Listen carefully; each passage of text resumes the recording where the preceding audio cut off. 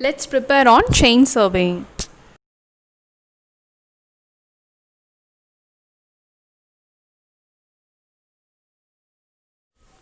In today's class, we are going to see about the chain surveying. So in chain surveying, first let us see the different types of chains. So metric chain will be normally 20 meters or 30 meters in length, and the meters, that is the total length of the chain, will be divided into links. So links means it is the part of the chain, so small parts will be connected together as the chain. Okay, so here this 20-meter chain will be having nearly 100 links, and 30-meter chain will be having 150 links. And the next one is Gunter's chain. So in Gunter's chain, the length of the chain will be 66 feet and it has 100 links. And the third one is Revenue chain, which has 16 links and the total length is 33 feet only. And Engineer's chain, it is 100 feet chain and 100 links will be present there. And then tapes. So tapes we normally use other than chaining also, no? So here it is made of inbar, that is the alloy of nickel and steel, which is of 36 and 64 percentage. The thermal coefficient of this material is nearly 1 by 10 times of the coefficient of the steel. So we know the thermal coefficient of steel, no, it is 12.5 into 10 power minus 6 per degree Celsius. So this will be of 1 by 10th of that value. The next thing we are going to see is the equipments of chaining. So first one is the arrows. So arrows is nothing but it will be of a steel material which we normally fix in the land or the area where we do survey to mark the positions. So it will be of nearly 40 centimeter length and 4 mm in diameter. And the next one is peg. So peg is nothing but it is just a rod, steel rod we fix at positions. So this is also to mark the positions of the stations only. And then ranging rod and ranging pole. So this is for ranging purpose. So the first one has a lower length, that is 2 to 3 meters long and 3 centimeter dia. So this is ranging rod. When the height increases, we call it as ranging pole. It is 4 to 8 meter long and 60 mm to 80 mm in diameter. And then offset rod. So offset rod we normally use to create right angles when doing surveying. So this is nearly 3 meters long. And then line rangers. So line rangers, 2 plane mirrors will be placed and 2 right angle prisms will be placed there. So this is also used for ranging only. So as we use prism here, the focus to range will be very clear. So they use it for more accuracy. The next thing we are going to see is the errors due to incorrect chain. So when the chain is very long, the negative error will occur and the correction should be positive. So how this is said means, if the chain is actually a 20-meter chain but it is expanded due to some reasons. Okay, so if it is expanded to some 20.5 meters like that, you will be measuring a distance of 20.5 meter, but you will be writing in the note, or when you are taking the measurement, you are writing it as 20 meters only. It means what? You are actually reducing the length, the original length, and writing. So here the error will be negative and you should apply a positive correction of 0.5 meter there. So that is what they call it as the error and correction here. So when the chain is short than its actual length, then the error will be positive and the correction will be negative. So this is just the vice versa of that. And then chaining on sloping ground. So sloping ground means when the ground is not even, uneven surfaces. Okay, when it is even only we can directly go for the chaining, but when it is not even, we have to go for some other methods to find the distance, the linear distance in that area. So the first is direct or method of stepping. So how this is taken is, you will be holding the chain in a horizontal manner and you will be marking that point in the ground surface. So that is what we do here. If this is the uneven surface means, you will be fixing the chain here and you will be taking the horizontal distance here and you will be marking that point in the ground. So you will be taking the horizontal distance like this. So this is what called as the direct method. The next thing is the indirect method. So here the first one is angle is measured using clinometer. So clinometer is just the instrument to measure the angle. So with that, if the angle is measured, then the sloping distance will be measured. Okay, so that is the uneven distance will be measured and it is called as L here. So D, that is the horizontal distance, D will be equal to L into cos theta. So you can find the horizontal distance here. The next one is difference in the level measured. Difference in the level means if you are fixing any 2 points and you have to take the sloping distance there and you have to take the difference there. See, for example, if this is that sloping distance means this will be your H value and this will be your L value. Then D will be equal to root of L square minus H square. Just the formula is used here. Okay, and the third method is hypotenusal allowance. So this is nothing but you can directly find using the chain. By using the chain itself you can directly find. So if you are fixing a chain here and if you are taking 20 meters chain or 30 meters chain like that, and if you are taking a point like this, then this sloping distance you will be getting a distance and this will be your A dash, that is the actual distance here occurred there. So with this you can find the A dash using the formulas. So with this you can find the total distance, or you can find the L and you can minus the A dash distance from there, so that you will be getting the value of the horizontal distance here. So for 20 meter chain, A dash will be equal to 100 into secant theta minus 1 into links. So this is for 30 meter chain also, it is the same thing only because we have 100 links only there. And the next is, if it is represented in meter means 20 into secant theta minus 1, and then 50 theta square links if theta is in radian, and 1.5 theta square by 100 links if theta is in degree.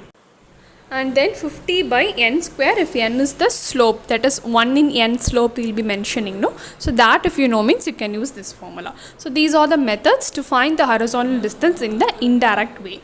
And then we are going to see about the errors. So errors, it is categorized into 4 things. The natural errors. So natural error means it is due to the temperature, any refraction or obstacles that is happening. So this is all about the natural error. And then the instrumental error. So instrumental error means it is purely based on the construction of the instrument. If there is any errors that has occurred already in the construction of the instrument, then the value observed also will be error. And the third one is cumulative error, systematic errors. So this is nothing but the errors will be occurring in the same direction. So the errors will be adding up. So this only we call it as cumulative, and this will be always proportional to the length we are mentioning. So some examples for these are pull correction, MSL correction and sag correction also. So these corrections we will be seeing in detail in the tape. Okay, and then compensating errors. So compensating errors means this will be occurring in both direction. So when it occur in both direction, it will be compensated. So that is what compensating errors. And the example for this is incorrect holding and marking of the arrows, incorrect setting of the chain angles, like that. And these are all about the errors. The next thing we are going to see is the tape errors and tape corrections. Okay, so here the first one is correction for standardization. So this will be positive or negative. So this I will be mentioning for all the corrections. So this is very important because both positive error and negative error will be occurring in this correction for standardization. So CA will be equal to L by small l into C. So here L is nothing but the measured length, small l is nothing but the length of the chain, and C is the correction per chain length. So how they will be giving this means the correction will be giving us 0.1 meter too long. If that is the case means then 0.1 meter will be your C value, and the measured distance, if something 800 meter is given, you can apply that. And what is the meter chain? If it is 20 meter chain, then small l will be 20 meter. So with this you can find the answer here.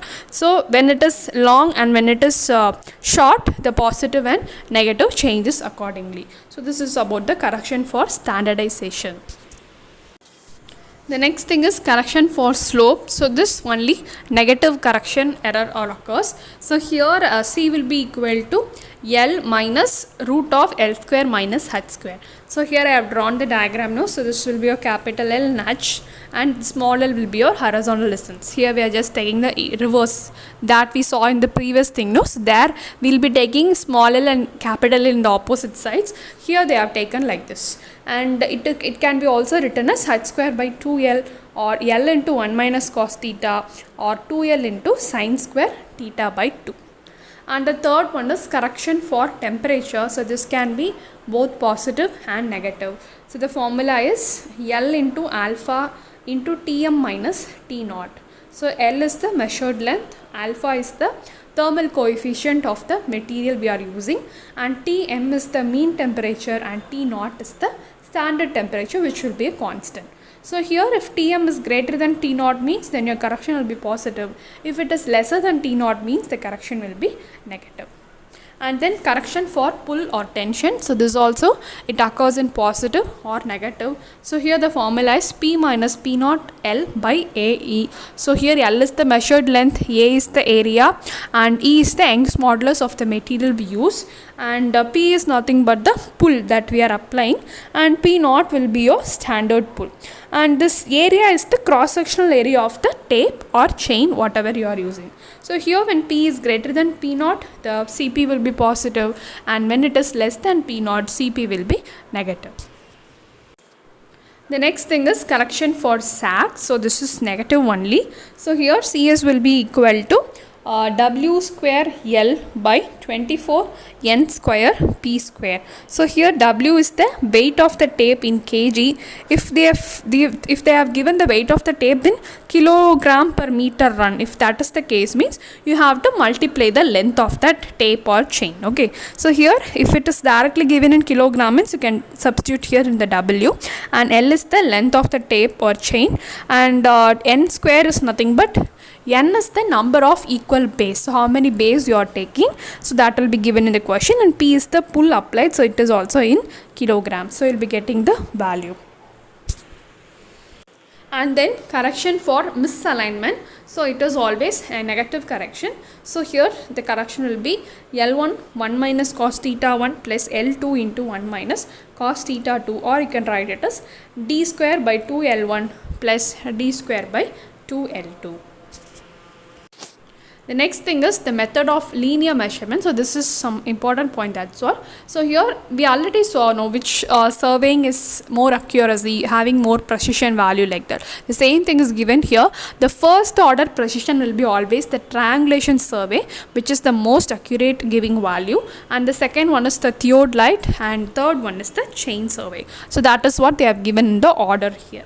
And then the reduction of length due to MSL, that is the correction due to the MSL. So MSL means we know it is the mean sea level, which is fixed for a particular area, which is a constant always. So when there is a difference between the point where we are taking and the MSL, we have to apply some correction here. So that will be equal to L into H by R. So L will be your measured length, and H is the height which is above the mean sea level, and R is the radius of the earth. And then some basic definitions that is used in the chain survey is given here. So this is also important. Main survey station. So this is the predominant stations that we fix. So normally it will be in the beginning and the end of the surveys. And then survey line, so these are the lines that is joining these main stations. And check line means it is just to check the accuracy. We will be taking some measurements in the middle of the surveying. And offset means it is nothing but the lateral distance. So it can be a 90-degree angle distance, or it can be any angle also offset. So that is a distance that is taken from the main survey line. And then tie line, so this is just to locate any additional details or particular details. And subsidiary station, the stations which is located on the survey lines, we call it as subsidiary station, that is other than the main station. And then baseline, so this is the longest survey line that is present in the survey area. Generally it will be in the centralized part. Okay, and then well conditioned triangle, so we know this, it is just a triangle in which there is no angle less than 30 degree and no angle greater than 120 degree. If all the three angles are in between this 30 to 120 means we call it as the well conditioned triangle. And then the instruments for setting out right angles. So as I told you, cross staff will be in the position to fix the any line that is perpendicular to the survey main line, or it can be of any angle also.